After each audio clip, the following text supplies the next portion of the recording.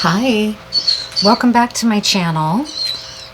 This is going to be the monthly first quarter moon financial, entrepreneurial, creative layout that I've been working with. This will be the third month that I've been doing this reading. I got inspired to do a financial layout and blog post actually on my talk therapy and other type healing modality practice website.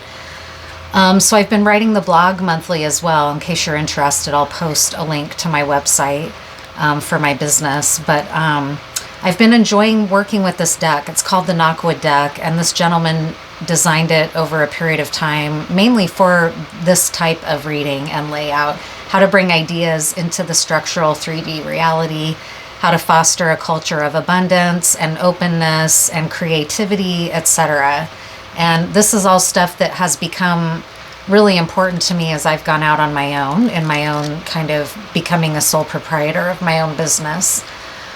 So I wanted to kind of reflect that in my work and card reading. And of course, money is important to many people. It makes the world go round, right?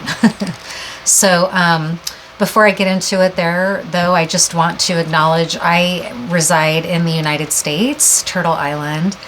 And I'm sending big love and care and support out there to all the folks that might be feeling fearful, anxious, uncertain, and bodily fearful. That's a reality for many, many people right now, that they feel physically fearful.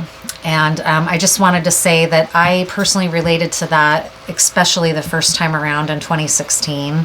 And I feel a lot more empowered now than I did back then. So if you're somebody that wants to up your feelings of personal safety, I recommend connecting with groups like John Brown Gun Club,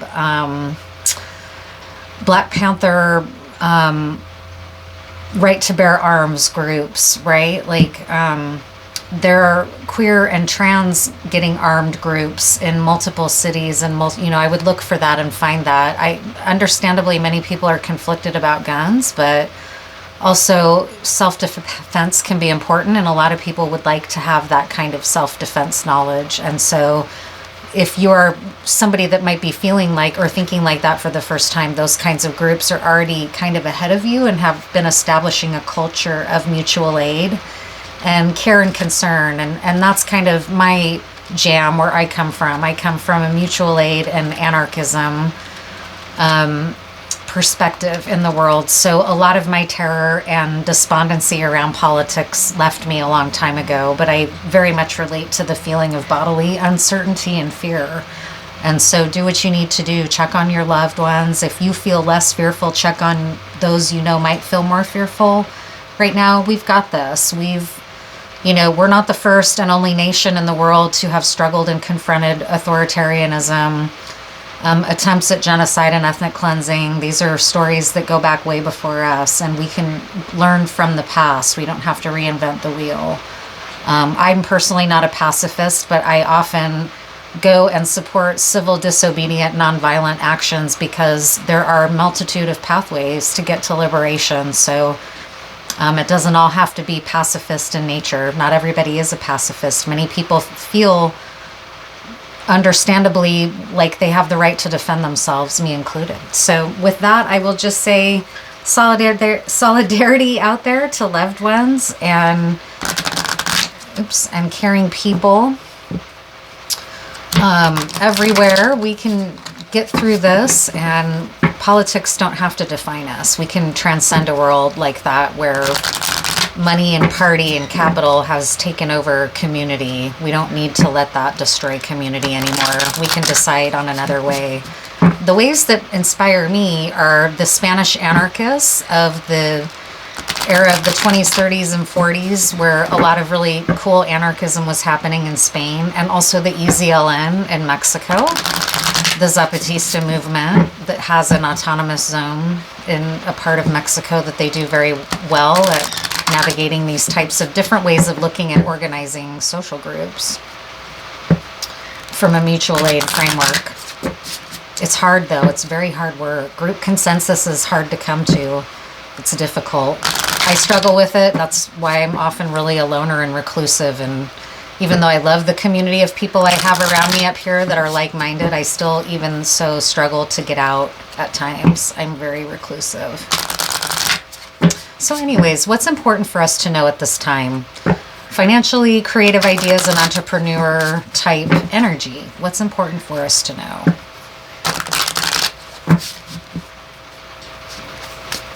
Thank you for being here.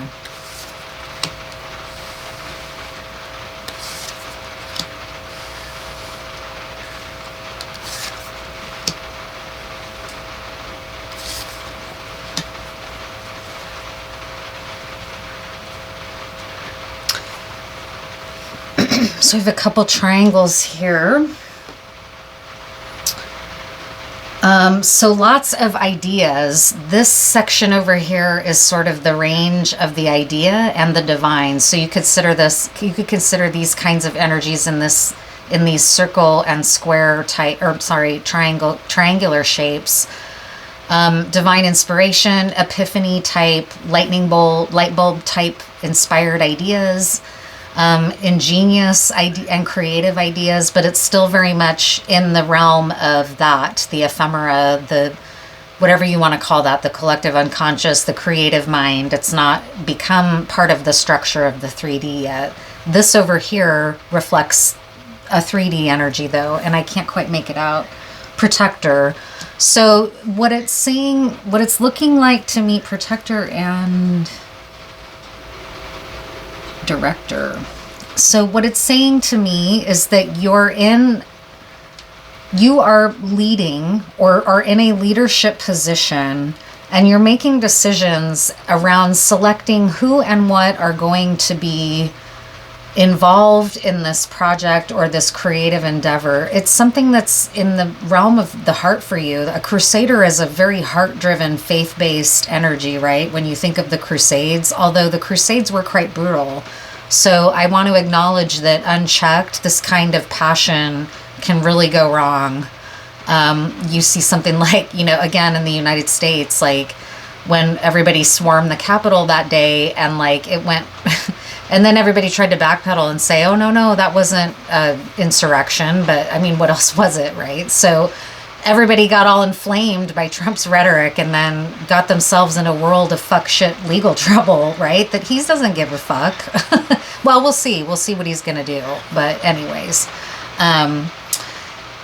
this is where you are. It's important that you recognize that you are in a leading and selecting phase, and that it's an important project to you. It feels very maybe important for the planet or important for society, because a crusade, again, is like a quest. It's like a spiritual quest. It's associated with something deeper than just, although it became hijacked by greed and hubris and colonial mindsets that were conquering and not respectful, right? They lacked heart after a while.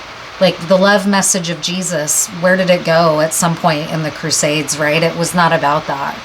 So it was about acquiring wealth, acquiring the Grail. It's a lot of El Dorado bullshit, right? Stuff that can really cause a lot of harm to the environment and to people if it goes unchecked. So that's important. This is a very catalyzed energy. It's great to follow a crusading energy if it's, you're inspired and working from your heart, but it's the kind of energy you really want to keep in check. It's also the kind of idea that you want to protect. In the 3D, this is an idea, what it's coming through is that it's an idea that's very inspired. It's divinely guided to some degree for you. And this is the kind of idea that people will steal to get their own come up if they get too much information from you about it. So don't be naive about this, because in this crusading energy, that might be a real blind spot for you, is that someone that comes along and tries to act like they're as excited as you're vulnerable to getting entrapped or ensnared by people who just want to take your idea or who want to take your status and clout chase, right? Just for their own aims. So this is the warning here. You need to really protect this energy. It's very catalyzed. It's very inspired. You have the strength and leadership skills and the discernment to see it through. Your blind spot is that it is a little bit of a crusade for you. And like I said, we all know how that can go wrong very easily. You need to protect your idea. And my guess is kind of channeling somehow. Part of the way you can protect some of this work right now is to make sure you're not surrounding yourself by yes people. You need to be surrounding yourself by other critical thinking people that are justice oriented or the greatest good of all oriented, right? Like not ego driven. Whoever you, this could also end up just staying a lone wolf project or solo project for you. There's vulnerability in that though, because of that crusading energy. A way to keep that kind of energy in check is by getting discerning minds around you besides your own that can keep you in check. What else should you know about protecting your idea for the collective? The Emperor at the bottom of the deck, which is an extremely empowered energy, a director, a curator, and a crusader. And an Emperor's blind spot and vulnerability is being convinced of their own divine authority, to the point that they surround themselves with yes men. Exactly what we just said, right? Or yes people, I should say. I'm trying to liberate my language, and it's a process. What else here should you know about protecting this? So you want to be in healthy, balanced Emperor energy that's protective and that protects everybody. Trump is a horrible example, right? Trump has weaponized people's vulnerability and anger about economic crisis and woes and uncertainty about their position in society, and weaponized it against other people instead of against the ultra rich and ultra wealthy. And so he's not a leader that represents everyone. He's a leader that whips up and plays people against one another to his own advantage for his own power and ego. That's an emperor in a negative state. But people are fed up with the equivocating position of the other options, right? So it's why an authoritarian figure like him has appeal, because at some point equivocating for capital and special interests like the Democratic Party has done. These are examples in the world of this kind of power and control, right? It's something that is really important that you protect and not let this kind of energy get bad within you or distorted. What else should you know about being a protector of this? You may have walked away from an old way here, and you're stepping into a spiritual power. That's why this is somewhat of a crusade for you. And you're in the beginning stage. You've planted the seed here for this new work, like maybe more of a spiritually based practice for yourself or creative entrepreneurial project. Like that's what this has been for me. You know, this could easily reflect me. I walked away from Western medicine paid employment and went into, I'm still in Western medicine private practice for myself as a talk therapist, but I'm a sole proprietor. I also read cards. I also practice energy medicine, right? Like I study the esoteric methods of healing. So I have made this shift. I'm a little bit past the Ace of Pentacles stage in my own experience, but this is very much something like that. Walking away from an old paradigm, a vulnerability of a priestess, and this is often true of spiritual ascension, is that you reach a point when your heart chakra opens and you think you've mastered it. You think you've ascended all the way.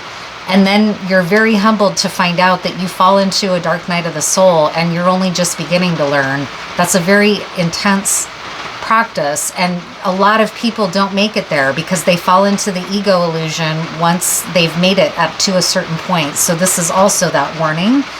You don't want to do something like be such a spiritual seeker and start recognizing universal truths like millions have gone before you, eons before us, and start thinking you're the one with the unique knowledge. You see it over and over again in New Age circles and Christian communities, in any spiritual and esoteric practice. You see this dark triangle over and over of falling into the trap of thinking you have all the secrets when really you're just tapping into what the ancients have already known. You're a newcomer. It's important to remember that. That's what's going to be helpful right now. Yeah, it was sorrowful. The old way brought you a lot of sorrow. You're moving into the new way, but there's some vulnerability here of just getting a little too ahead of yourself, right? because of maybe your desperation to get away from the old, you'll have a blind spot. What else? What is the crusade going to be for you here in this new project?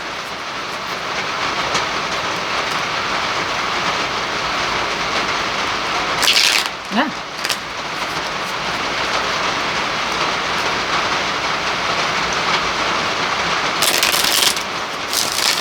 Sorry to be so USA centric here. I try to avoid that, but it's an important time where I live, and so for people outside here, you'll have to kind of bear with me in this, at least in this financial layout. And who are we kidding? The United States is a dominator in the world of finance, so it's empire for sure. What are you on a crusade for here? What is this related to for us in the collective?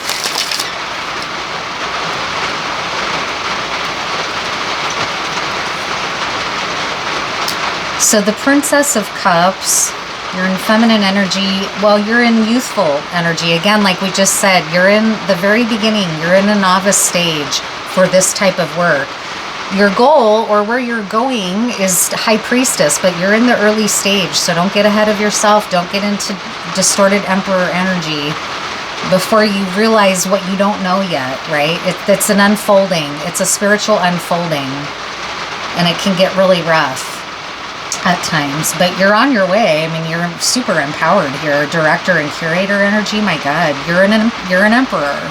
But right now is this energy of Princess of Cups, Prince of Discs, so bringing the heart into reality. Everything we're saying, you're a novice at it so far. What is it about? It may be about a new way to communicate, a new type of transcending or healing our shadow. It may be doing some kind of work about helping community transcend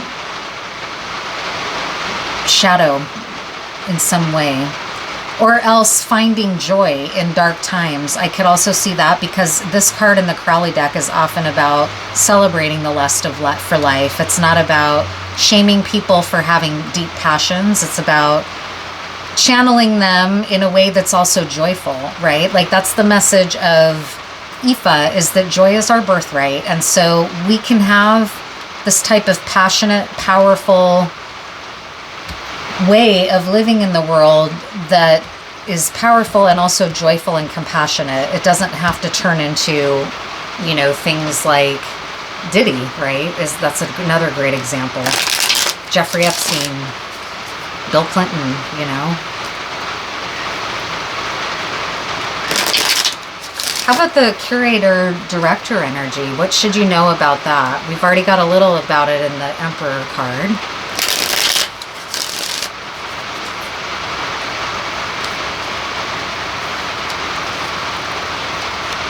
So it's a still time right now. It's going to be to your benefit, even though you're in this directive, curative, or curating energy, not curative. Well, curative too, maybe, but curating energy of figuring out who and what tools and people you're going to want to work with. You're in a stillness while you're maybe meditating to receive some of these answers. What else? Watch out for illusion. Again, the kind of illusion that you don't know your blind spots. You've got to really proceed humbly. Especially if you're doing spiritual work, it comes with a big responsibility. If you're seeking leadership or perceiving that you may have leadership qualities, like is coming out here, it's very important that you recognize the responsibility that comes with that. There are so many, infinite just about examples of people that have not done that and have caused great deals of harm. You know, the Kool-Aid guy, whoever, Jim Jones is another example. He started off in this really, had a lot of appeal to a mixed group of people, a very racially diverse group of people, because in the early stages of his work, he had a message of love, equality, community, right? Things that they get right into that zone of, if you're not careful and checking yourself, it starts to get cultish. And then look what happened to those people that were so devoted to him. They basically just all marched off a cliff.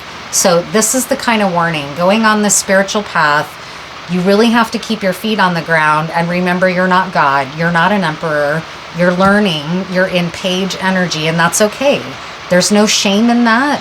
In fact, that's the way to this healthy energy, is by recognizing that you are in the early stage of learning, like an apprentice, right? The apprentice, again, this came up in another reading, and I'm all of a sudden channeling Fantasia, the magician's apprentice, and Mickey Mouse. Like, he thinks it's, why do I have to clean this whole castle myself, this one small person, when I can just do a spell and create helpers for me? Well, he doesn't know what he doesn't know, and he creates a huge mess for himself. So this is that kind of warning. It's just saying it's okay. Mickey is very endearing. We love Mickey and feel for him when he makes those mistakes, right? But we also, you know, are kind of understand the magician's anger, because he created a huge mess that the magician has to come in and clean up, right? So just be aware of these kinds of things and stay humble, right? Hustle hard. When I moved into my apartment in Kelso for a while, there was this huge applique on my shower door that said stay humble, hustle hard, and I was like, boy, isn't that the truth? So I'm gonna pull one more card for us and then wrap this up. Oh, you know what I didn't do? I neglected to do this before the reading. I didn't look to see what sign the first quarter moon is in. I'll be interested to know. Lots of power dynamics coming through. So maybe a sign that has a relationship to earthly power, like Taurus or something.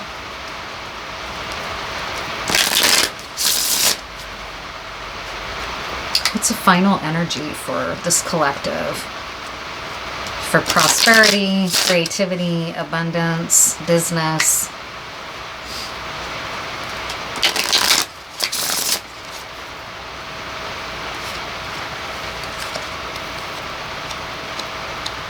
Scorpio. Water sign. Scorpio can be a little vulnerable to illusion, like we've been talking about. It can get a little murky in the scorpionic realms. 10 degrees of Scorpio we have here. This is going to be a final message. These cards, the original little white book that comes with these cards, is kind of strongly worded. So take this language with a grain of salt, because this was during the Renaissance, I think, when this deck was made, and so there's a lot of like intrigue and power play, but power is involved here, right? So let's see what it says. 10 degrees of Scorpio. The head of a serpent joined to its tail has completed the circle and constitutes the sacred Gnostic symbol of that which is without beginning and without end, and of which the high priests of the supreme initiations only speak with awe and in secret. It is the card of eloquence, of prudence, of cunning, and also of falsehood. It is the ending and the recommencement of some event or thing. It is eternity. It denotes health and physical resistance. I love it. I think that super captures the energy. It's very potent. There's a little bit of a warning in there, but it's also all very good and affirming and positive, right? And Scorpios are that way. Scorpio energy is that way. It gets very maligned, especially in the United States, because a lot of the United States doesn't want to go deep. But true wealth comes from being willing to go deep. Eventually, your tower is going to fall if you don't go deep. And Diddy, again, is a great example of that. He didn't go deep with himself. It's kind of sounding like Jay-Z is maybe going to go down with him too, you know? I mean, I know that stuff's kind of sacrilege to talk about right now, but let's watch and see what happens. It's not looking good for a lot of those folks. So thank you, and I'll see you next month.